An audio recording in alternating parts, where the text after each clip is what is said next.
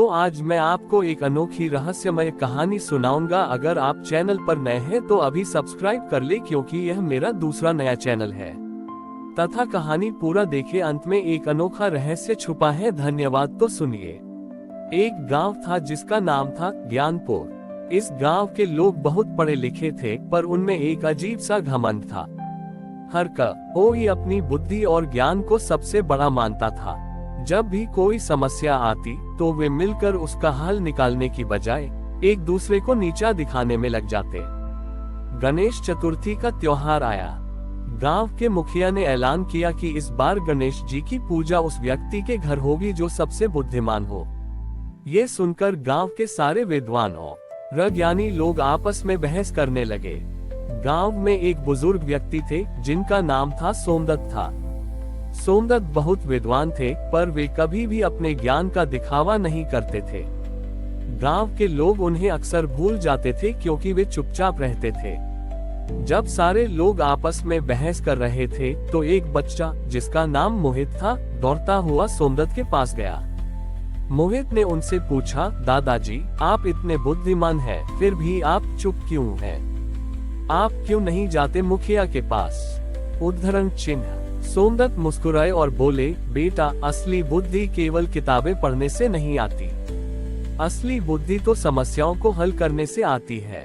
मोहित ने पूछा, तो क्या आप कोई समस्या हल कर सकते हैं? सोमदत्त ने कहा, हाँ, लेकिन मैं अकेले नहीं, हम सब मिलकर। गांव में एक बहुत पुरानी और बड़ी समस्या थी। गांव का मुख्य रास्ता जो नदी के किनारे से होकर जाता था, हर साल बारिश में बह जाता था।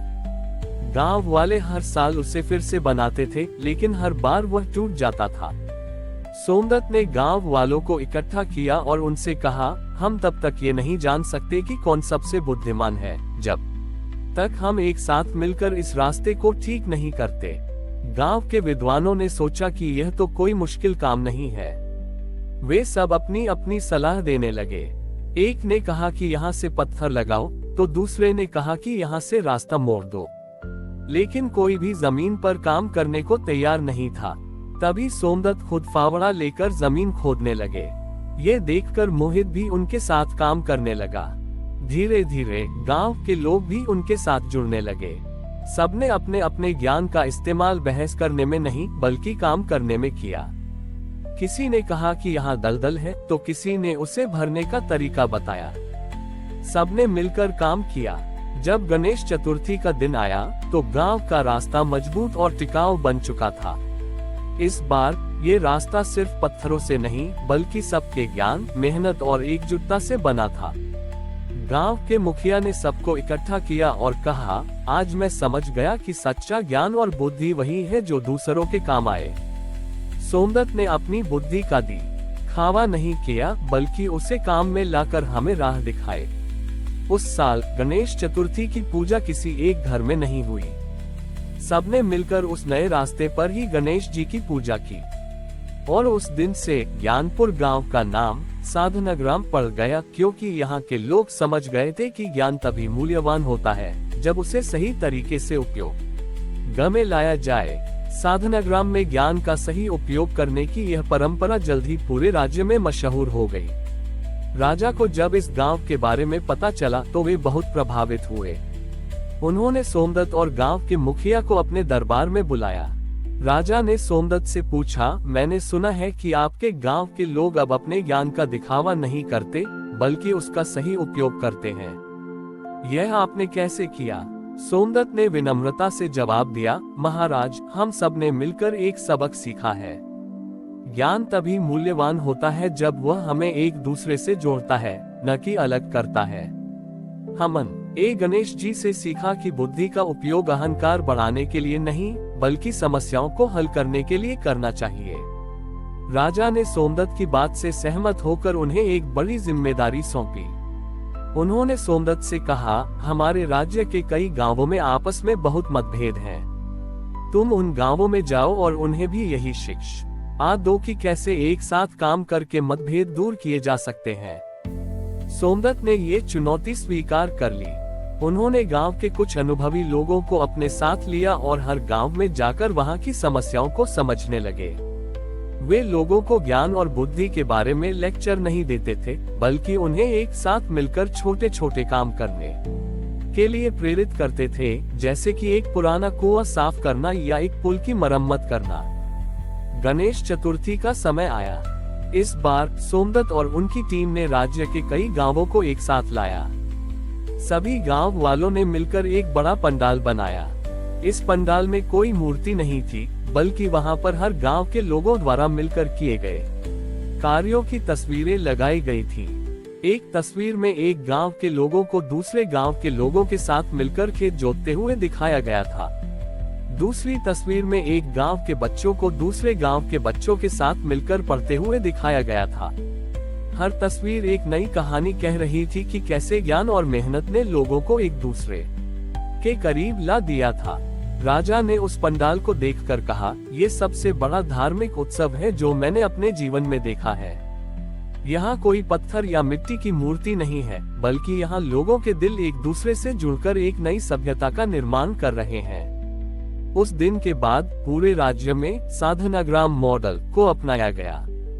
लोग समझ गए थे कि सच्चा ज्ञान और सच्ची भक्ति तब होती है जब हम अपने ज्ञान का उपयोग दूसरों को सशक्त बनाने और समाज में एकता लाने के लिए करते हैं। साधनाग्राम मॉडल की सफलता ने पूरे राज्य में शांति और समृद्धि ला दी थी। सोमदत्त और उनके साथियों ने कई गांवों को एकजुट किया और उन्हें सिखाया कि कैसे अपनी बुद्धि का उपयोग समस्याओं को सुलझाने के लिए करना है। एक दिन राज्य में एक बहुत बड़ी समस्या आ गई। पड़ोसी राज्य के राजा ने उनके राज्य पर हमला करने का फैसला किया। पड़ोसी राजा बहुत शक्तिशाली था और उसके पास एक विशाल सेना थी। राजा बहुत चिंतित हुए और उन्होंने सोमदत्त को बुलाया। राजा ने कहा, सोमदत्त, तुमने लोगों को एकजुट करना सिखाया है, लेकिन अब हमें युद्ध की तैयारी करनी है। क्या तुम्हारी बुद्धि हमें इस युद्ध में जीत दिला सकती है? सोमदत्त ने कहा, महाराज, हमारी बुद्धि और ज्ञान का उपयोग युद्ध के लिए नहीं बल्कि शांति के लिए है। हम युद्ध से नहीं बल्कि शांति से इस समस्या का हल निकालेंगे। सोमदत्त ने सभी गांवों के मुखियाओं को बुलाया और उनसे कहा, हम इस बार अपनी ताकत सेना में नहीं बल्कि अपनी एकता में दिखाएंगे। उन्होंने एक बहुत ही अनोखी योजना बनाई। जब गणेश चतुर्थी का समय आया और पड़ोसी राज्य की सेना सीमा पर पहुंची, तो उन्होंने देखा कि सामने युद्ध का मैदान नहीं बल्कि एक विशाल पंडाल सजा हुआ था। इस पंडाल में कोई सैनिक या हथियार नहीं थे, बल्कि पूरे राज्य के लोग मौजूद थे। एक तरफ साधनाग्राम के लोग थे जो मिट्टी से सुंदर कलाकृतियां बना रहे थे। दूसरी तरफ दूसरे गांव के लोग थे जो मिलकर भोजन बना रहे थे। हर कोई अपने हुनर का प्रदर्शन कर रहा था। बच्चों ने भी मिलकर शांति के गीत गा। पड़ोसी राजा हैरान रह गया। उसने अपनी सेना को रोका और अपने गुप्तचरों से पूछा, यह क्या हो रहा है? क्या ये लोग हमें चुनौती दे रहे हैं? गुप्तचरों ने बताया, महाराज, ये लोग गणेश चतुर्थी मना रहे हैं। ये युद्ध में विश्वास नहीं करते बल्कि अपनी एकता और शांति में विश्वास करते हैं। राजा ने देखा कि इस पंडाल में उनके राज्य के उन गांवों के लोग भी थे जो कभी आपस में लड़ते थे, लेकिन अब वे सब मिलकर काम कर रहे थे।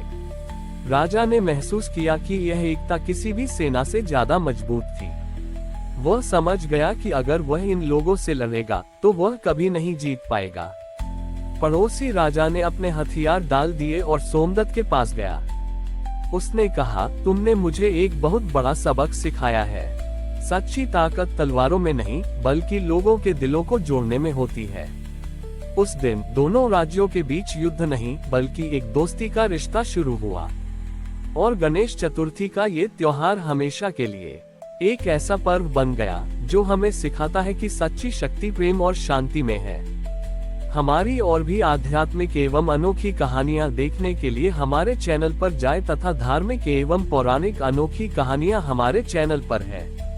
कृपया जाके देखें तथा हमारे चैनल को सब्सक्राइब करके रखें और वीडियो लाइक जरूर करें। धन्यवाद।